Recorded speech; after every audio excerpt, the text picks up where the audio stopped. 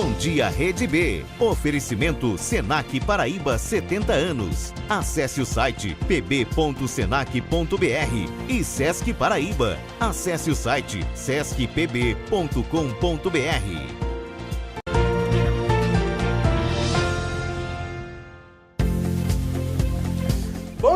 Bom dia turma! Vamos se acordar que hoje é quinta-feira, é dia de Bom Dia Rede B. Hoje é 28 de fevereiro de 2019, o programa tá recheado de coisa bacana, viu? A gente começa já com imagens da cidade de Araruna, que fica no agreste aqui da Paraíba. A cidade possui um pouco mais de 20 mil habitantes. Aí nas imagens que você vê, um dos principais pontos turísticos lá de Araruna, que é a Pedra da Boca. Bacana, né? Olha, a cidade de João Pessoa recebe sempre muita gente, muitos turistas, né? E a gente vai mostrar um dos pontos que recebem mais turistas aqui em João Pessoa. Achei muito legal, né? Por mais que fosse paraibana, mas ainda não tinha conhecido aqui. Nossa equipe foi até Pernambuco conhecer o funcionamento do Porto de Suape. 13.500 hectares fazem o complexo industrial portuário de Suape. E ainda, nossa equipe de reportagem acompanhou a facilidade de jovens e adolescentes na compra de drogas aqui na capital. É exclusivo e você vai ver no Bom Dia Rede B, despertando informação para você.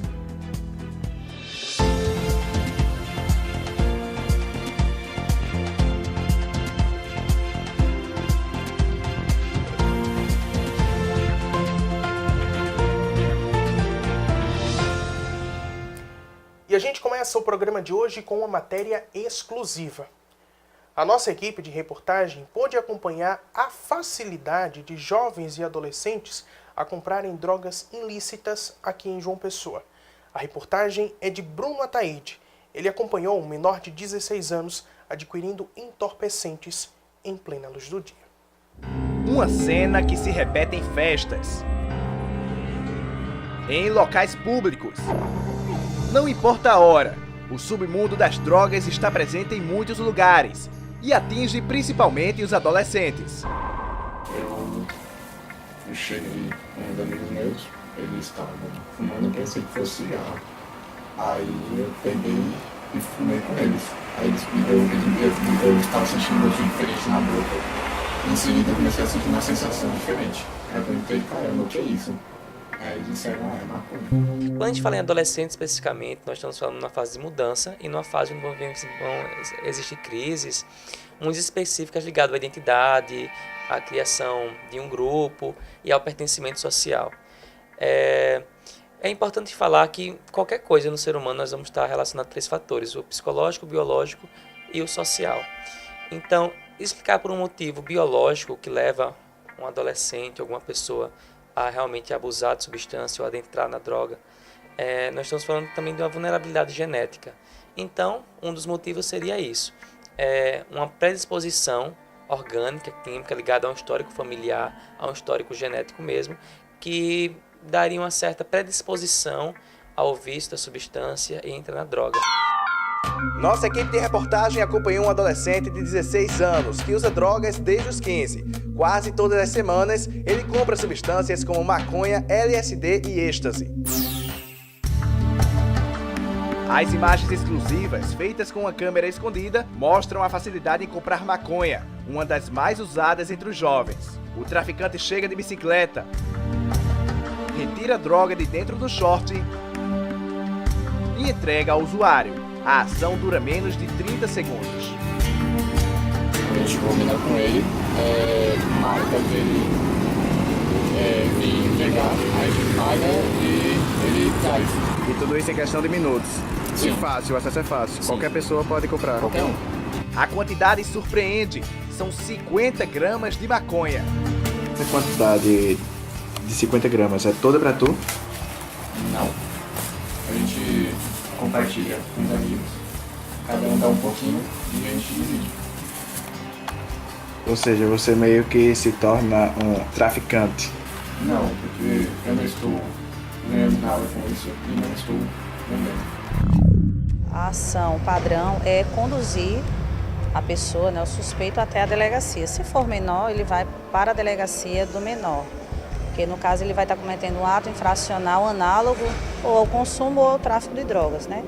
Essa questão do consumo ou do tráfico, isso é definido pela autoridade judiciária, no caso o delegado, de acordo com a circunstância, com a quantidade, com a questão da vida pregressa do suspeito. Baseado nisso é definido a questão da autuação por tráfico ou por consumo. Enquanto separa os papelotes, ele recebe uma mensagem de outro adolescente, também de 16 anos, que pede a droga conhecida como bala, o êxtase. A curto prazo, a droga provoca confusão mental, depressão, problemas para dormir, ansiedade severa, paranoia, fissura pela droga, entre outros efeitos. A droga pode causar ainda danos cerebrais, falência dos rins, hemorragia e até mesmo levar à morte. Você agora está negociando com o outro jovem, você meio que é um intermediário, então, do processo de... Eu só vou dar os contatos. Você não vai comprar para ele, no caso? Não, também não vou, como não conheço a pessoa, eu só dou contato e ele que se resolva. O garoto que pediu a substância alucinógena aparenta ser de uma classe social alta, o que mostra não existem fronteiras para as drogas.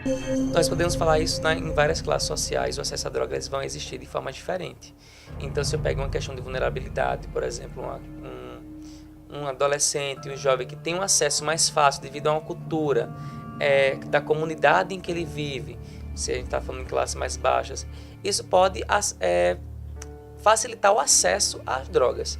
Quando eu pego mais questões de famílias mais bem aquisitivas, que se a gente falar que não existe uma cultura, a gente vai estar sendo mentiroso, existe sim também, todas as classes uma cultura da droga. E a questão financeira pode facilitar a compra da droga. Os perigos do mundo das drogas, eles são diversos, né? Então, se a gente começar pela questão da saúde, a gente vai ter uma gama de consequências físicas, né? Então, o adolescente ele está com o corpo em desenvolvimento ainda, né? Então, esses efeitos do álcool, da bebida, até de remédios, né? Que às vezes a gente esquece que remédios são drogas, né? Então, se utilizados de forma indevida, eles podem também trazer consequências, como a dificuldade do raciocínio, né? A maconha, o crack, todos esses tipos de drogas, eles causam, né, a destruição de neurônios, então atrapalha o desenvolvimento intelectual na escola, a questão da aparência física, ela deixa os seus traços, né? Então, magreza extrema, a própria desenvolvimento da fala afeta a visão, então afeta o corpo inteiro, né? O corpo que ainda está em desenvolvimento. O usuário que estamos acompanhando segue para a casa de um amigo, onde separa a maconha com uma balança de precisão. O colega tem 17 anos e usa drogas há cerca de 2. Nem mesmo a presença dos pais na casa intimidam os dois. Usa quanto tempo? 2 anos. 2 anos já. E, no caso, seus pais estão em casa hoje? Estão. E se eles descobrirem que você está fazendo isso aqui? Eu não vou nada.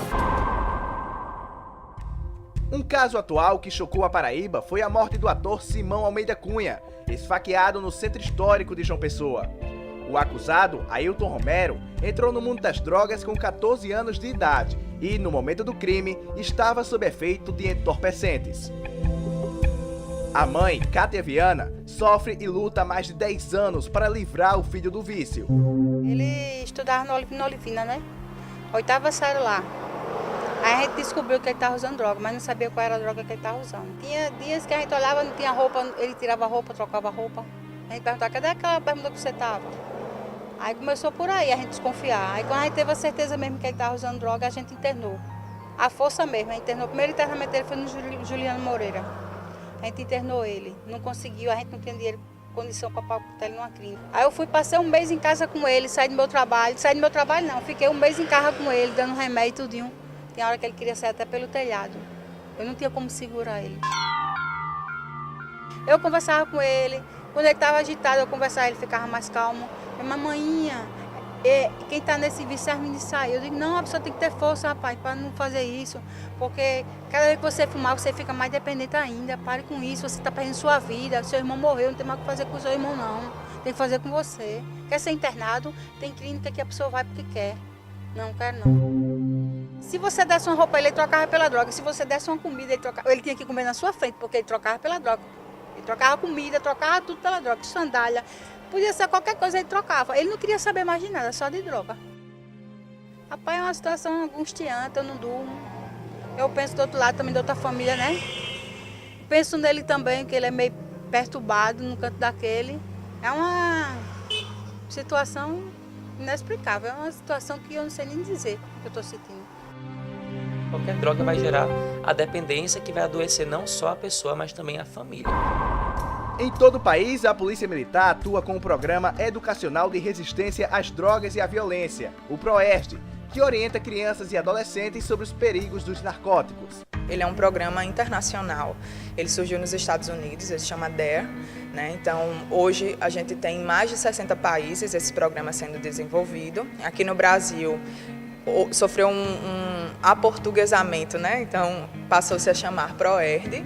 É desenvolvido em todos os estados do Brasil, todas as polícias desenvolvem esse programa e ele faz parte das atuações preventivas no campo da educação, né? Então ele é uma prevenção primária educativa. A gente atua nas escolas com crianças a partir dos 4 anos de idade até o 7º ano do ensino fundamental, ensinando a eles tomarem decisões seguras e com responsabilidade. O PROERD não conscientiza apenas sobre as drogas. São vários temas abordados pelo programa. Eles vão falar de assuntos como a segurança pessoal, né, nas ruas, com quem eles podem falar com segurança, a utilização da faixa de pedestre, cinto de segurança, né, os locais adequados para brincar. Aqui a gente fala um pouco dos assédios que as crianças podem sofrer nas ruas, né, então se for ofertado alguma coisa para entrar no carro de estranho, né, não fazer isso e saber identificar essas situações e a parte mais importante, relatar a um adulto de confiança. Aqui a gente fala da questão do bullying, né, as diferenças entre os colegas, a importância dessa diferença entre os indivíduos e como se relacionar de forma saudável. Os jovens estão cada vez mais presentes nesse mundo, que muitas vezes acaba sendo mortal. O fácil acesso, a influência dos amigos, a curiosidade. Tudo isso contribui para esse aumento, que destrói famílias, vidas. Nunca entre, nunca queira, diga não, não queira nada, nem maconha, nem cocaína, nem loló, nada. Nunca queira nada disso na sua vida. Nada. Além disso, destruir a própria pessoa, destrói também a família dela. Com certeza, destrói os pais, a família, tudo. Perceba que esses atos eles vão ter consequências e que podem fazer te perder o controle. Não necessariamente vai ser assim, mas pode ser assim.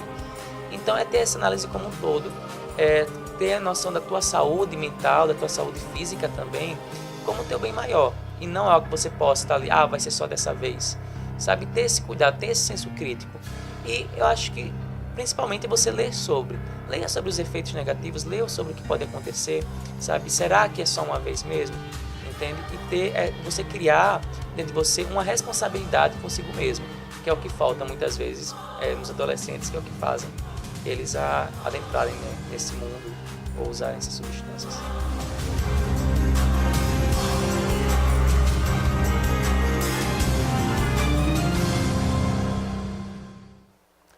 Lamentável, né? Olha, a cidade de João Pessoa recebe em várias épocas do ano bastante turistas. E um dos passeios preferidos é o passeio de barco. E a gente vai conferir a partir de agora. O clima ensolarado anuncia que o verão chegou e nada melhor que ir à praia para aproveitar o período mais esperado do ano. Nossa equipe embarcou numa aventura em um dos pontos turísticos mais visitados da capital. O nosso destino de hoje fica localizado a 15 minutos da Orla de Tambaú. Você vai conhecer um passeio muito divertido pela nossa capital. A cerca de 1.500 metros do solo pessoense, Picãozinho é formado por recifes de corais, águas mornas e diversas espécies de peixes marinhos. Para ter acesso ao destino tropical, a maré tem que estar baixa. Na alta temporada, a média de preço para passeios é de R$ 50. A procura é grande, afinal, quem não deseja desfrutar dessa maravilha? Muita gente não deve saber, é porque o nome desse recife de corais se chama Picãozinho. Vamos saber do pessoal aqui, se eles sabem a explicação desse nome? Bora lá. Não sei. Tem nenhuma ideia? Não tenho nem ideia. Você tem? Sabe? Não. Não. A senhora sabe por que o nome daqui é Picãozinhos? Não. Não? Tem nem ideia, não tem nenhum chute? Não. Olha, picãozinho que eu conheço é outra coisa. É um mato que gruda na roupa que se chama picãozinho. Chama picão. Aí o senhor acha que é por causa disso? Pode ser, pode ser. O local recebe o nome de Picãozinho pela quantidade de picos de corais que ficam visíveis quando a maré está baixa. Além da beleza, a preservação do local é um dos pontos que chama a atenção. Os turistas são instruídos a não andar sobre o recife e nem alimentar os peixes. A gente aqui na embarcação fica de olho em todos os turistas, como se diz, observando o que eles estão fazendo, orientando. E os principais cuidados são, não pode pular da embarcação, porque aqui é uma região de pedras, as pessoas podem se machucar. Então a gente aconselha e pede que desçam sempre pela escada, de forma segura, que é a maneira de descer de costas, é mais seguro que descer de frente para ninguém escorregar. Fora isso, não subir nos corais. As pessoas perguntam assim, eu posso descer de sandália? Tal. Pode, se quiser descer de sandália pode, mas já é uma ideia que você pode subir no coral para não machucar o pé. Então a gente sempre aconselha que não desçam de sandália, que procurem descer descalço. Para registrar o passeio, que dura cerca de 3 horas, há um fotógrafo especializado em registros aquáticos. 15 fotos custam cerca de R$50. Meu trabalho consiste inicialmente em 15 fotografias, que são feitas com equipamento chamado Dome, né, um acessório da câmera GoPro, e que pega aquela foto que faz a metade embaixo da água, a metade fora da água, né? O pessoal gosta bastante. A embarcação também oferece um cardápio variado com valores acessíveis. Empanado, isca de peixe, meca, temos caldos de de muitas variedades. E é claro que a gente não poderia deixar de experimentar essas delícias. Aqui, ó, iscas de peixe para a equipe de reportagem. Durante o nosso trajeto, batemos um papo com o capitão responsável pela embarcação. 20 anos que a gente faz isso, 20 anos. E ser capitão, a responsabilidade é muito grande, a responsabilidade tem que estar centrado, que é vida humana, né? E quem vive a experiência pela primeira vez já faz planos para voltar. Indico, e inclusive antes de voltar para o Acre, eu quero vir aqui outra vez, porque é muito bom, muito gostoso esse passeio. Achei muito legal, né? Por mais que fosse paraibana, mas ainda não tinha conhecido aqui. Fiquei super encantada com as piscinas. A primeira vez foi muito bom, muito prazeroso, praia é tranquilidade. Uma paisagem de tirar o fôlego, um verdadeiro paraíso bem no litoral da nossa Paraíba. A gente vai para um pequeno intervalo e na volta você vai conhecer o maior porto cargueiro do Nordeste. Nossa equipe embarcou para Suape. É daqui a pouco, sai daí não.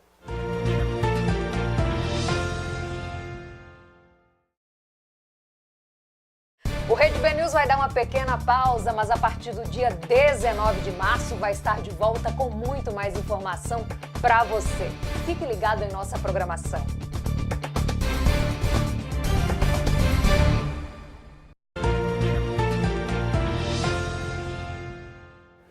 Já estamos de volta!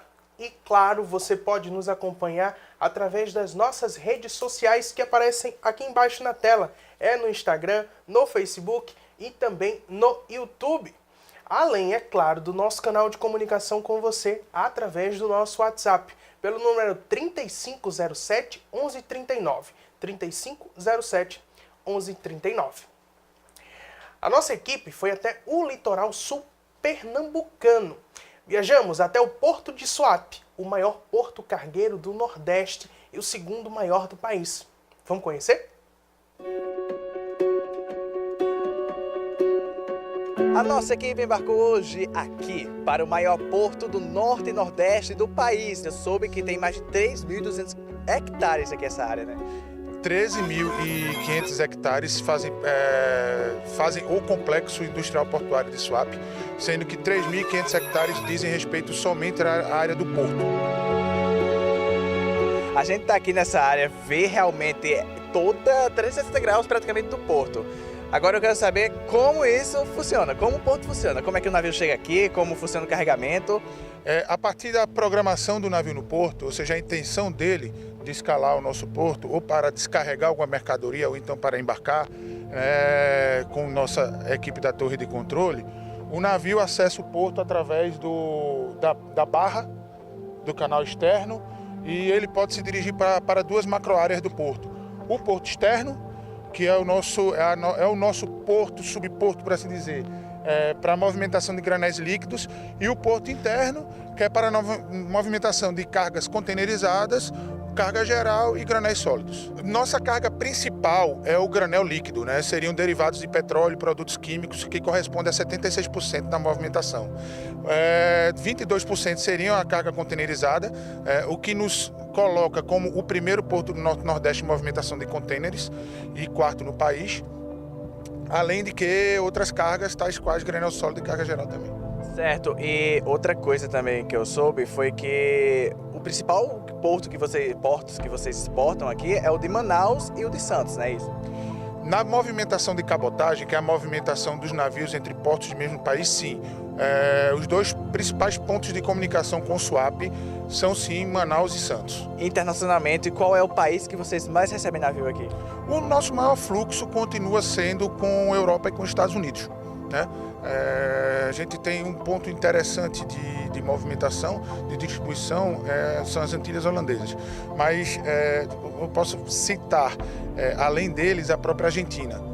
É outro país de um fluxo bem interessante de cargas com swap. E a gente vê essa quantidade de navios atrás de mim, olha só. São 10 navios por dia. O Porto Swap chega a receber 150 navios por mês. Realmente é um número surpreendente. Agora a gente vai conhecer um pouco da história daqueles dois navios ali. Por que será que eles estão um do lado do outro? Essa operação, ela é chamada de operação ship-to-ship. É um transbordo direto, um navio atracado a contrabordo do outro, e os operadores de derivados de petróleo e do petróleo em si utilizam isso para otimizar suas logísticas face à escassez de tankagem nas regiões onde eles operam. Quantas toneladas de carga o porto movimenta por ano, mais ou menos? O ano passado nós movimentamos perto de 24 milhões de toneladas, o que nos alçou, e nós continuamos nessa posição, quinto. Nós somos o quinto maior porto do país. Nós estamos num viés de crescimento de 5%. Né? Ao todo nós movimentamos em torno de 18 milhões de toneladas até agora.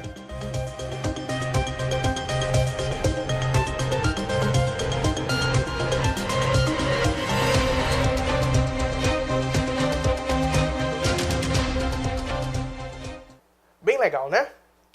O Bom Dia Rede B vai ficando por aqui. Nos encontramos na próxima semana. Até lá!